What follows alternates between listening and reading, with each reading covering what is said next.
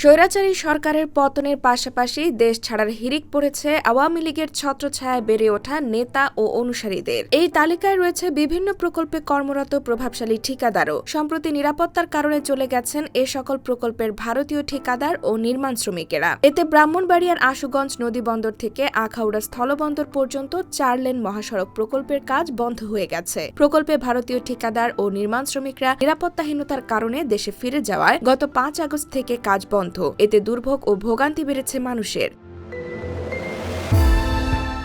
বিষয়টি জানিয়ে ব্রাহ্মণবাড়িয়া জেলা প্রশাসক মোহাম্মদ হাবিবুর রহমান সড়ক পরিবহন ও সেতু মন্ত্রণালয়ের সচিবকে চিঠি দিয়েছেন। এদিকে প্রকল্প সূত্র জানায়, আশুগঞ্জ নদী বন্দর থেকে আখাউড়া স্থলবন্দর পর্যন্ত 50.58 কিলোমিটার দীর্ঘ 4 লেন মহাসড়ক নির্মাণের প্রকল্প নেওয়া হয় ভারতের সঙ্গে সড়ক পথে আন্তঃবাণিজ্য সম্প্রসারণের লক্ষ্যে।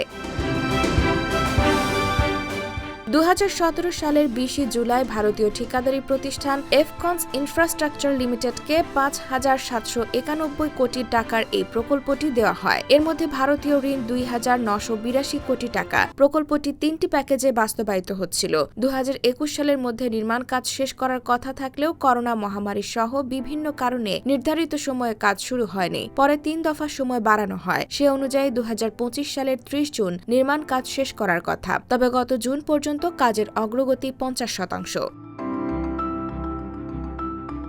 সূত্র জানায়, এই মহাসড়ক প্রকল্পে কর্মরত ছিলেন 360 ভারতীয় নাগরিক। 5 আগস্ট শেখ হাসিনা পদত্যাগ করে দেশ ছেড়ে ভারতে চলে যাওয়ার পর এই প্রকল্পে ভারতীয় ঠিকাদার, প্রকৌশলী ও নির্মাণ শ্রমিকেরা নিরাপত্তার অজুহাত দেখিয়ে নিজ দেশে চলে গেছেন। এতে প্রকল্পটির ভবিষ্যৎ শঙ্কায় পড়েছে। 4 লেন মহাসড়কের নির্মাণ কাজ অর্ধসমাপ্ত থাকায় ঢাকা, সিলেট ও কুমিল্লা সিলেট মহাসড়কের ব্রাহ্মণবাড়িয়া অংশে চলাচলে মানুষের দুর্ভোগ চরমে রূপ নিয়েছে।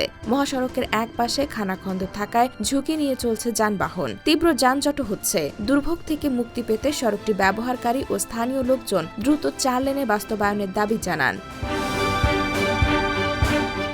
IBTV USA, new York.